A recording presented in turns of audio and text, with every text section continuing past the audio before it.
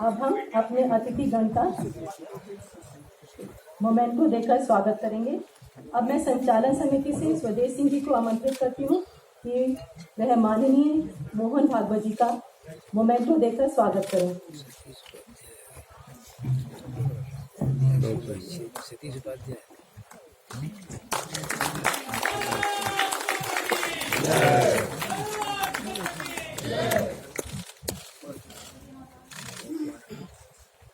Anoop AJ. जी को आमंत्रित करती हूँ कि वह माननीय राजनाथ सिंह जी का मोमेंटो देकर स्वागत करें।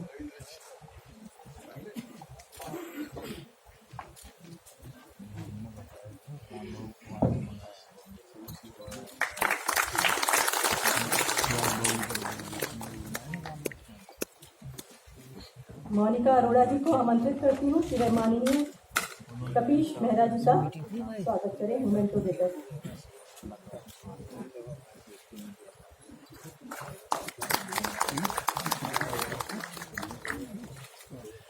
यामिनी चौधरी जी को आमंत्रित करती हूँ कि वह श्री उदय मोहकर जी का स्वागत करें मोमेंटो देकर।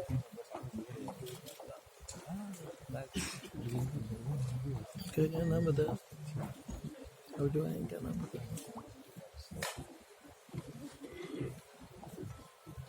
मनाली दास जी को आमंत्रित करती हूँ।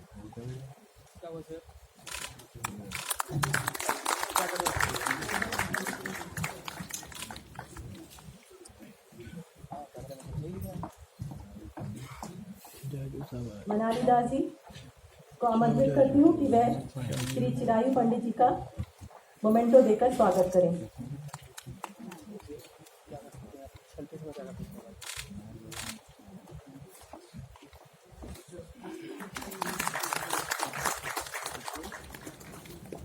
अब मैं स्वागत उद्बोधन के लिए श्री कपीश मेहरा जी को आमंत्रित करती हूँ, जो कि एमडी हैं रूपा पब्लिकेशंस के। कपीश मेहरा जी।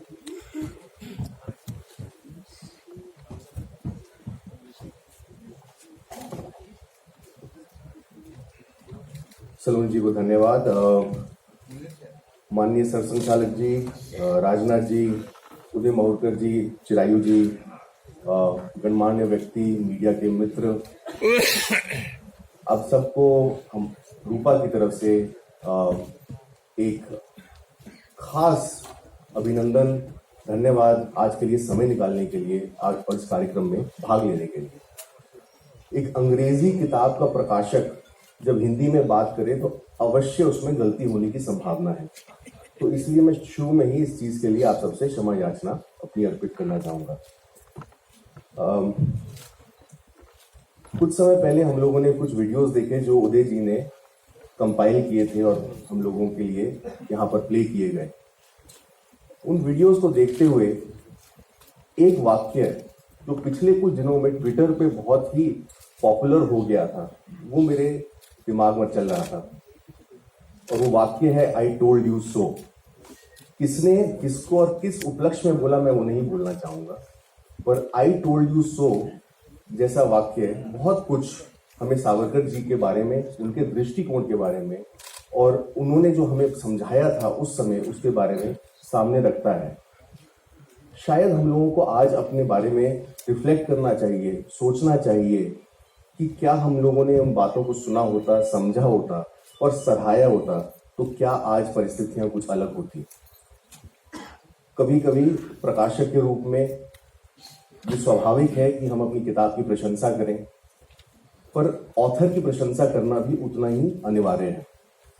मैं देवियों सज्जनों आपसे ये जरूर कहना चाहूंगा कि अगर सावरकर जी में राष्ट्र हित के लिए एक पैशन था तो वही पैशन उदय जी में सावरकर जी के लिए है, तो इसके लिए इनका बहुत बहुत उनको बधाई। आमतौर पर इस प्रकार की किताबें पढ़ने में काफी कठिन होती हैं, बड़े शब्द होते हैं और ज्यादातर लोगों के बिस्तर के किनारे पाई जाती हैं। पर उदय जी की ये किताब जिस तरीके से उदय जी और चिरायु ने लिखी है वो अपने आप में एक मास्टरपीस है। इसको आप एक बायोग्राफी नहीं बल्कि एक फास्ट रीड की तरह पढ़ सकते हैं, जो तकरीबन 1-1.5-2 घंटे में पूरी किताब को आप कंप्लीट कर सकते हैं। ये इनका राइटिंग स्टाइल है, ये इनको अपनी बात रखने की कला है और इस कला के अंतर्गत वो किताब इतनी रोचक बन जाती है कि वो जीवन, वो विचारधारा बहुत ही अच्छी तरीके से हमारे सामने आती है। क्योंकि प्रकाशक हूं तो स्वाभाविक है आंकड़ों से बहुत प्यार रहेगा, तो ये कहना अनिवार्य है उदय जी को कि आज जबकि किताब का विमोचन है, बहुत ही कम किताबों को इस प्रकार का विमोचन मिलता है जहां पर सर संचालक जी समय निकालें, भारत के रक्षा मंत्री राजनाथ सिंह जी समय निकालें और बाकी बहुत गणमान्य व्यक्ति जो हम लोग के बीच में हैं। सबसे बड़ा लालच एक प्रकाशक को अपनी किताब को सक्सेसफुल बनाने का होता है और जब कुछ लोग उस किताब का विमोचन करें तो उसका सक्सेस होना निश्चित होता है। राजनाथ सिंह जी का जब नाम चर्चा में आया, सर संचालक जी का तो नाम शुरू से ही था, तो पलक झपकते ही मैंने कहा कि हाँ, इनको हमारी किताब का विमोचन करना चाहिए।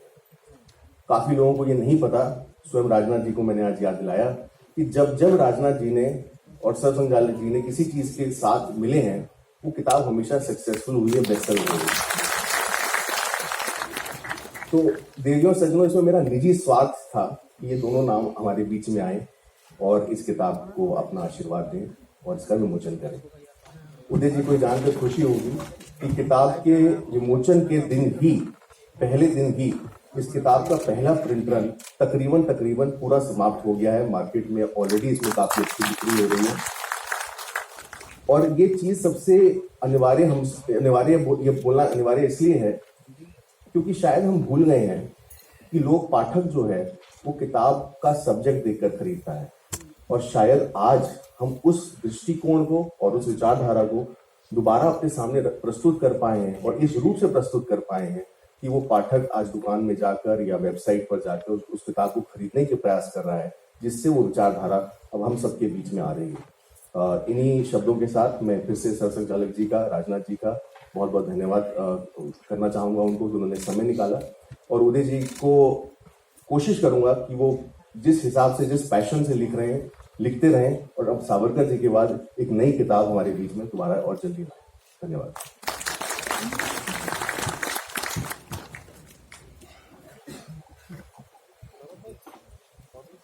धन्यवाद सभी की।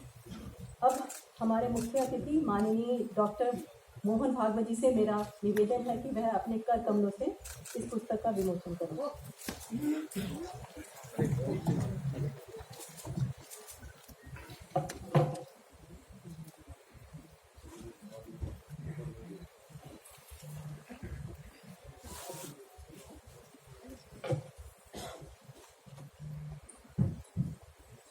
राष्ट्रीय स्वयंसेवक के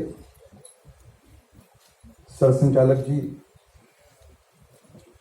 पूजनीय मोहन भागवत जी, देश के रक्षा मंत्री,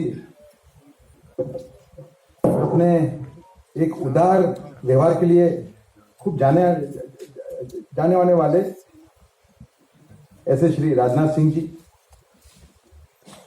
रूपा के पब्लिशर कपिश मेहरा जी, जिन्होंने आमतौर पे मैंने 2 पुस्तकें लिखी हैं, कई बार ऑब्जेक्ट भी करते हैं लोग कि हम नहीं छापेंगे, लेकिन उनका पूरा सहयोग रहा और जो रेडिकल वे में मैंने इसको लिखा था उन्होंने उसको कबूल किया और समझा कि देश की ये एक मांग है।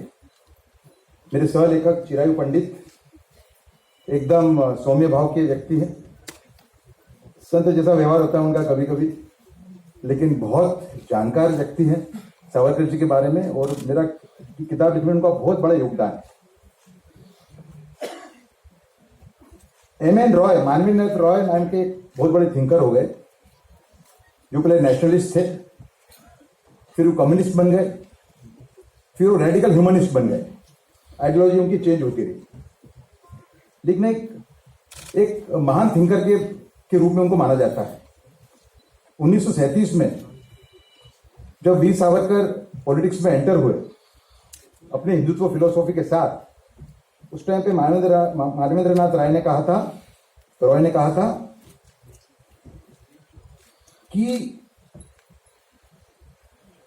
Savarkar is a banyan tree, we are all its branches.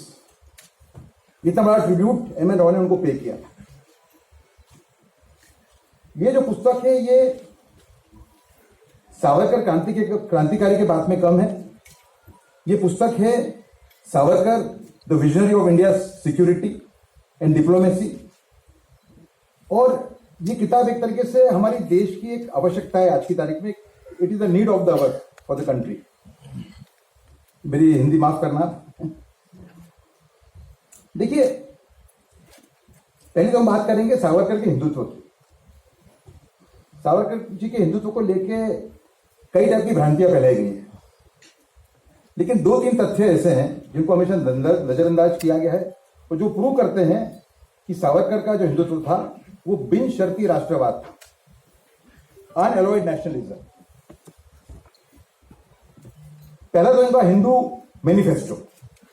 Hindu manifesto में सावरकर कहते हैं कि हिंदू राष्ट्र के अंदर सभी जाति, सभी धर्मों को समान अधिकार होगा। एक स्टेप और आगे जाते हैं और कहते हैं कि अगर जो रिलीजियस माइनॉरिटीज हैं उनकी कोई पूजा अर्चना में कोई बाधा डालता है तो state will step in and protect them. पर साथ में एक वार्निंग देते हैं। वो कहते हैं हिंदू राष्ट्र के अंदर धार्मिक अल्पसंख्यकवाद के नाम पे दूसरा राष्ट्र बनने की अनुमति नहीं दी जाएगी। The nation will not allow creation of a nation within a nation in the name of religious माइनॉरिटीज्म।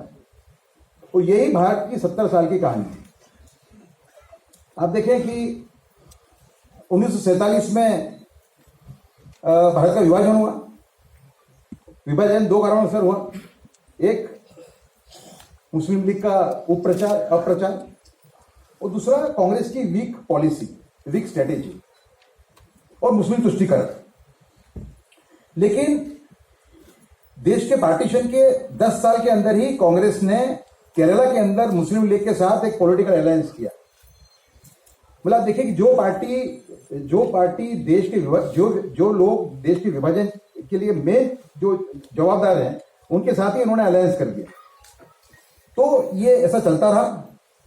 दूसरा, सावरकर का दूसरा उदाहरण है कि सावरकर का जो राष्ट्रवाद है, हिंदुत्व है, वो बिनशर्ती राष्ट्रवाद है। वो है उनका एक स्टेटमेंट जो लाहौर में जब 1938 में गए वो एज हिंदू महासभा अध्यक्ष, तो उनसे एक पत्रकार ने पूछा कि आप और जिन्ना देश को धर्म के नाम पे तोड़ने पे क्यों तुले हो? तो सावरकर ने कहा कि आपका प्रश्न ही गलत है। Jinnah is for more and more concession for Muslims, I am for equal treatment for all.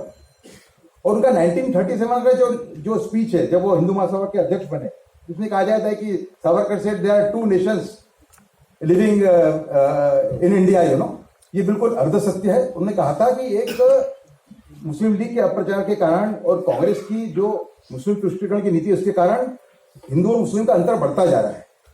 और ये एक बहुत बड़ा डिजीज है, इसको हमें ट्रीट करना पड़ेगा। तो जो सेकंड पार्ट है कोई बताता नहीं है, यही बताते हैं कि उन्होंने कहा था कि देश के अंदर there are 2 nations within 1 nation. तो ये काफी उनके साथ। दूसरा उनका बताऊं कि जब वो 1939 के अंदर जब लखनऊ के मुसलमान जो थे,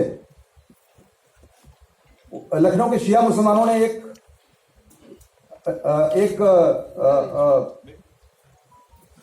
रिजोल्यूशन पास किया कि जो भी मुसलमान गौ हत्या करेगा वो हिंदू मुस्लिम एकता का विरोधी गिना जाएगा। सावरकर ने जब ये पढ़ा पेपर के अंदर, तो सावरकर ने एक स्टेटमेंट, उनको एक लेटर लिखा और स्टेटमेंट भी इशू किया। उन्होंने कहा कि मुसलमानों को ये जो प्रस्ताव है उसका मैं स्वागत करता हूं और ऐसे प्रस्ताव अगर आते रहे तो हिंदू मुस्लिम एकता मुमकिन है। तो ये सावरकर का हिंदुत्व का जो दृष्टिकोण, ये असली दृष्टिकोण है। लेकिन एक जिसको बोलते हैं एक योजनाबद्ध रूप से, मैंने आज इंटरव्यू में कहा है, कल एक इंटरव्यू में, कि demonization of Savarkar is one of the biggest controversies ever in the world. कोई व्यक्ति जो देशभक्त था उसका इतना डेमोनाइज कोई ने किया नहीं। दूसरा, इस किताब के अंदर जो उनकी भविष्यवाणियां थी उसका उल्लेख है। देखिए, पाकिस्तान के बारे में उन्होंने कहा था कि पाकिस्तान अगर बनता है तो देश पे the kind of calamity which would befall the nation. उन्होंने कृपलानी जी को कहा था, Kripalani ji would not be able to imagine कि अगर पार्टीशन होता है तो अच्छा, उनको पहले से मालूम था। 1937 के अंदर जब वो अध्यक्ष बने उस टाइम पे सिंध का विभाजन बंबई स्टेट से हो चुका था। तो ये देखिए, मोहम्मद इकबाल जो है, जिनकी शायरियां हम लोग कई बार गाते रहते हैं, ही इज द मेन जिसको बोलते हैं ना कि विजनरी ऑफ पार्टीशन। मुसलमानों को दूसरी भूमि मिलनी चाहिए, इसके पहले विचारक ऐसे थेरी के असली विचारक तो सईद अहमद खान थे। उसके बाद में अगर आप एक स्ट्रक्चर्ड रूप में कोई ने अगर डिमांड की हो तो वो थे सर मोहम्मद इकबाल। तो मोहम्मद इकबाल ने जब 1930 का जो इलाहाबाद का सेशन हुआ उसमें जो उन्होंने स्टेटमेंट इशू किया, उन्होंने कहा कि मैं सोचता हूं कि सिंध, बलूचिस्तान, पंजाब और आपका नॉर्थ वेस्ट फ्रंटियर प्रोविंस, ये फ्यूचर इस्लामिक देश होगा। पाकिस्तान नाम नहीं लिया था उन्होंने। तो जब सिंध प्रांत को अलग किया गया 1936 के अंदर, तभी सावरकर ने भाप लिया था कि ये पार्टीशन की तरफ बात बढ़ रही। और वो रिपीटेडली कांग्रेस को आगाह करते रहे कि आप तुष्टीकरण की अगर आप नीति नहीं छोड़ोगे तो बहुत बड़ा खामियाजा देश को भुगतना पड़ेगा और हिंदुओं को भुगतना पड़ेगा। और लेकिन जो कांग्रेस है वो इस पथ पे आगे जाती रही। दूसरी एक बात जो तथ्य लोगों को नहीं मालूम है कि जब सावरकर 1937 में जब नजर कैद में से बाहर आए रत्नागिरी से, उस टाइम पे उनको सुभाष चंद्र बोस, अच्युतराव पटवर्धन, एस.एम. जोशी, इन लोगों ने उनको न्योता दिया था कि आप कांग्रेस में आइए। उन्होंने एक राणा प्रताप का जो स्पिरिट है उसको साथ रहते उन्होंने कहा कि कांग्रेस मुस्लिम तुष्टीकरण के पथ पे इतनी आगे बढ़ चुकी है कि मैं कांग्रेस का साथ नहीं दे सकता, मैं कांग्रेस ज्वाइन नहीं कर सकता, क्योंकि इस देश के अंदर मुस्लिम तुष्टीकरण करके हिंदू हकों का हनन करना ये देश के साथ धोखाधड़ी है। It is betrayal of the nation. इसलिए उन्होंने कहा था, I would like to stand in the last row of patriots than the first row of betrayers. Betrayers मतलब वो लोग जो देशभक्ति के नाम पे मुस्लिम तुष्टीकरण करके देश के साथ धोखाधड़ी कर रहे हैं। तो ये किताब में बहुत सारी चीजें हैं। इसके अंदर हमने इनको कहा है, क्योंकि इनकी जो भविष्यवाणी थी, चाइना की भविष्यवाणी इन्होंने 8 साल पहले कर दी थी, चाइना वॉर की, 1962 चाइना वॉर की। फिर आपका आसाम में जो हुआ, आसाम में जब ईस्ट बंगाल के मुसलमान आके बसने लगे वहां पे 1941 में, तो सावरकर ने वार्निंग दी कि जो आसाम में जो इतनी बड़ी संख्या में आके बस रहे हैं ईस्ट बंगाल के जो मुसलमान, ये आसाम की संस्कृति और भारत की उत्तर पूर्व पट्टी के लिए भविष्य में खतरा पैदा कर सकते हैं। उस टाइम पे नेहरू जी ने कहा, नेचर एबॉर्स वैक्यूम, जहाँ खाली जगह होगी लोग आके बैठेंगे, हम क्या कर सकते हैं। तो सावरकर ने काफी बोलने का तरीका काफी हार्श था, तो उन्होंने कहा कि पंडित नेहरू को जो ज्ञान है पर्यावरण का बड़ा निम्न कक्षा का है, नेचर ऑल्सो एबॉर्स पॉइजनस गैस। तो आप देखिए कि उस टाइम पे 10% पॉपुलेशन थी मुसलमान भाइयों की वहां पे, आज 35% है, 35%। तो उनकी जो भी भविष्यवाणी थी सब सही पड़ी। मैं मानता हूं कि जो भी आपत्तियां भारत पे आई राष्ट्रीय सुरक्षा को लेके, उन सबकी भविष्यवाणियां सावरकर जी ने आज से 60 से 80 साल पहले कर चुके थे। इसके लिए हमने इसमें कहा है कि सावरकर जो हैं वो हमारी राष्ट्रीय सुरक्षा के पितामह हैं। और हमने कल एक इंटरव्यू में कहा कि Savarkar ji is in fact a prophet, a savant and a unifier, जिसको, जैसे मैंने कहा कि एक बहुत बड़ी कॉन्स्पिरेसी के तहत एक विलेन के रूप में उनको उनका चित्रण किया गया है। दूसरी बात कि आप पूरा उनका पढ़े तो आपको ख्याल आएगा कि अगर ऐसी माइनॉरिटी के लोग जो मुख्यधारा में रहना चाहते हैं, वो लोग बड़े सावरकर के हिंदुत्व में, राष्ट्रवाद में उनको एसिमिलेट करने की शक्ति है, पर उसकी शर्त है कि वो सही रूप में राष्ट्रवादी होना चाहिए। उनका ये कहना था कि ये जो पूरा एक माइनॉरिटी समाज का एक आर्गुमेंट रहा कि हमें मुख्य धारा में रहने के लिए हमको ये दीजिए वो दीजिए, उन्होंने कहा कि जो पेट्रियोटिज्म होती है उसमें कोई प्राइस नहीं होती, ये उनका एक आर्गुमेंट था। दूसरा, ये किताब जो है it is not a hagiography, Savarkar ji की वाह ऐसा नहीं है इसके अंदर।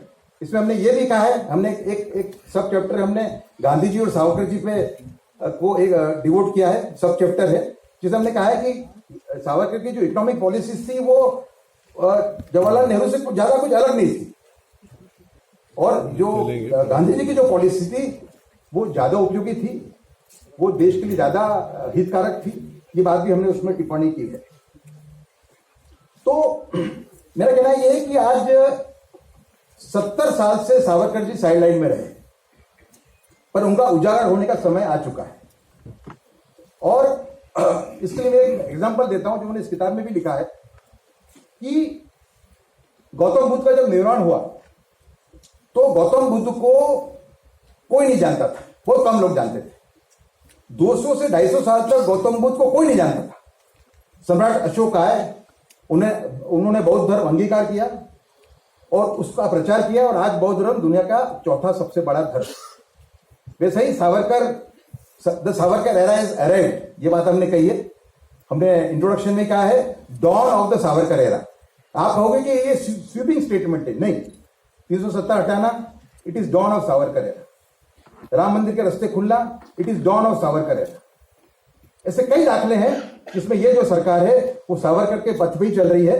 वो सावरकर के आइडियोलॉजी के अंदर मैं फिर से दोहराऊंगा, या मुसलमान भाई भी बैठे होंगे, उसके अंदर जो राष्ट्रवादी मुसलमान है उनके लिए हानिकारक कुछ भी नहीं। इतना ही कि वो काफी हार्श भाषा यूज करते थे, जो वर्ड यूज करते थे वो बड़े हार्श होते थे उनके, उसको कई बार मिस इंटरप्रेट किया जाता था। दूसरी, मेरा वक्तव्य पूरा करने के पहले मैं एक बात कहना चाहूंगा जो शायद पूजनीय सरसंचालक जी को याद ना हो। मैं पहली बार उनसे करीबन 2000 के साल में मिला था, और पहली बार उन्होंने मुझे कहा था उस टाइम कि आपने सावरकर पे जो धनंजय कीर ने किताब लिखी है वो आपने पढ़ी है? मैंने उसमें पढ़ी थी मैंने, लेकिन बहुत ध्यान से नहीं पढ़ी, तो फिर मैंने उसको ध्यान से पढ़ी। तो मेरे सावरकर में जो रुचि मेरी बढ़ी, उसके अंदर पूजनीय सरसंचालक जी का बहुत बड़ा रोल है कि पहली बार उन्हें मेरा जो ध्यान उन्होंने खींचा था इस तरफ कि ये किताब आपको पढ़नी चाहिए। दूसरी बात, वक्तव्य पूरा करने के पहले, कि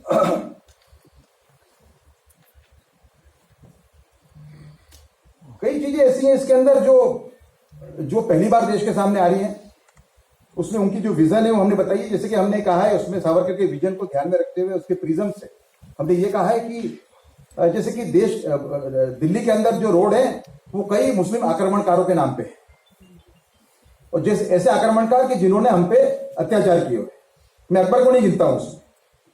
मैं मानता हूं कि एक नेशनलिस्ट विजन के लिए हमारे जो मुस्लिम भाई हैं, जो मॉडरेट हैं, उनके लिए भी मिडिवल रोल मॉडल होना चाहिए।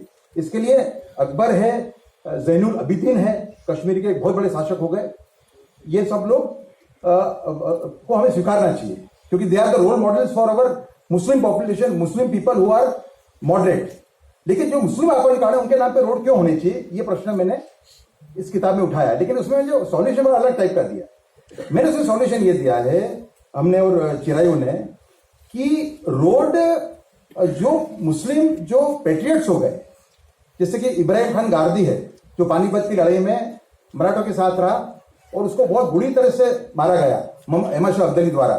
या तो आपके मेजर उस्मान है, ब्रिगेडियर उस्मान, जो महावीर चक्र, जो 1948 की वॉर में शहीद हो गए, आज भी मुसलमान जान दे रहे हैं कश्मीर के अंदर। तो हम रोड उनके नाम पे क्यों नहीं रख सकते? हमें मुस्लिम आक्रमणकारों के नाम पे रोड क्यों रखने चाहिए?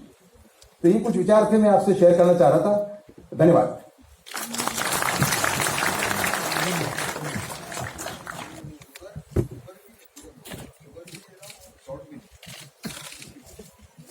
धन्यवाद महोदय जी। इस पुस्तक के सह लेखक श्री चिरायू पंडित जी बड़ौदा के महाराजा सायाजीराव विश्वविद्यालय में सिविल इंजीनियर के लेक्चरर हैं। श्री चिरायू पंडित MS यूनिवर्सिटी बड़ौदा में लीडरशिप एंड गवर्नेंस के फाउंडिंग कोऑर्डिनेटर हैं। श्री पंडित राष्ट्रीय मुद्दों पर एक सक्रिय शोधकर्ता हैं और श्री सावरकर पर मराठी साहित्य का गहन अध्ययन करने के कारण सावरकर संबंधित मुद्दों पर उनकी काफ़ी अच्छी पकड़ है। मैं आमंत्रित करती हूँ कि वह अपने अध्ययन को हमारे साथ साझा करें। परम पूज्य सरसंघ चालक जी, परम आदरणीय राजनाथ सिंह जी, आदरणीय उदय माहुरकर जी, आदरणीय कपीश मिश्रा जी और उपस्थित सभी सावरकर प्रेमी अतिथिगण, वीर सावरकर जी का जीवन स्वयं में स्वाधीनता संग्राम की एक जीती जागती गाथा रहा है। वीर सावरकर जी का जो जीवन है वो देशभक्ति की प्रत्यक्ष परिभाषा रहा है। वे अपनी एक कविता में लिखते हैं, जिसका अनुवाद मैंने इस प्रकार से किया है: देशभक्ति व्रत नहीं लिया हमने अंधेपन में, देशभक्ति व्रत नहीं लिया हमने अंधेपन में, इतिहास प्रेरणा लेकर ठान लिया है मन में। हमें पता है ज्वाला जौहर की दिव्य दाहक है, सती के जैसा तिल तिल जलना तन में प्राण जब तक है। हम जब शाखा में जाते हैं, देश के लिए जीना सीखो जब हमें सिखाया जाता है, तो ये सावरकर जी का जीवन हमारे लिए बहुत ही प्रेरणा रूप रहा है। ये पुस्तक हमने 5-6 महीनों में पिछले 5-6 महीनों में लिखी है, लेकिन इसकी जो प्रक्रिया है वो पिछले 20-25 सालों से चल रही है। माहुरकर जी और मैं बार बार टाइम पर इस विषय पर संवाद करते रहे हैं, और जिसका परिपाक हम आज इस पुस्तक के रूप में देख रहे हैं। इस पुस्तक के रूप में मुझे सहलेखक का गौरव प्रदान करने के लिए मैं माहुरकर जी का आजीवन ऋणी रहूंगा। साथ साथ हमारी बात लाखों लोगों तक पहुंचाने के लिए रूपा पब्लिकेशंस का भी मैं बहुत आभारी हूं। यह पुस्तक एक मेरे लिए प्रोजेक्ट नहीं है, मेरे रोजिंदा जीवन का एक भाग ही है, और इसलिए मैं मेरे माता पिता जी का, मेरे बड़े भाई जिगर इनामदार जी का, छोटे भाई कौस्तुभ का, मेरी जीवन संगिनी श्वेता का भी इसमें योगदान है। अंत में मैं बस एक ही बात कहूंगा कि हमने आज तक वीर सावरकर जी की जो भीषण भविष्यवाणियां हैं वो सच होते हुए देखी है। चाहे वो देश का विभाजन हो, चाहे वो चीन का आक्रमण हो, चाहे शास्त्री जी के साथ किया गया विश्वासघात हो, ये सब भविष्यवाणियां हमने सच होती देखी है। लेकिन पिछले कुछ दिनों से, पिछले कुछ वर्षों से ऐसा विश्वास होने लगा है कि हम इसी जीवन में वीर सावरकर जी की जो भव्य भविष्यवाणियां हैं वो भी साकार होते देखेंगे। वीर सावरकर जी ने अपने पुस्तक के, हिंदुत्व पुस्तक के अंत में कहा है कि एक दिन ऐसा अवश्य उदित होने वाला है कि जिस दिन करोड़ों हिंदुओं की, करोड़ों सामर्थ्यशाली हिंदुओं की बात पूरे विश्व को सुननी पड़ेगी, और उस दिन हिंदू जो बात कहेगा वो भगवत गीता की बात से कोई अलग बात नहीं कहेगा। वो हिंदू वसुधैव कुटुंबकम की बात करेगा। वो हिंदू शंकराचार्य जी ने जो कहा है वाराणसी मेदिनी, समस्त पृथ्वी ही वाराणसी है, वह बात करेगा, वसुधैव कुटुंबकम की बात करेगा। और जैसे कि माहुरकर जी ने कहा, सावरकर एरा हैज अराइव्ड, और वो भी प्रतीकात्मक रूप से वाराणसी से ही शुरू हुआ है, और ये सावरकर एरा का प्रभात है, जिसका स्वागत करने के लिए हम सब आज यहाँ उपस्थित हुए हैं। धन्यवाद। वंदे मातरम।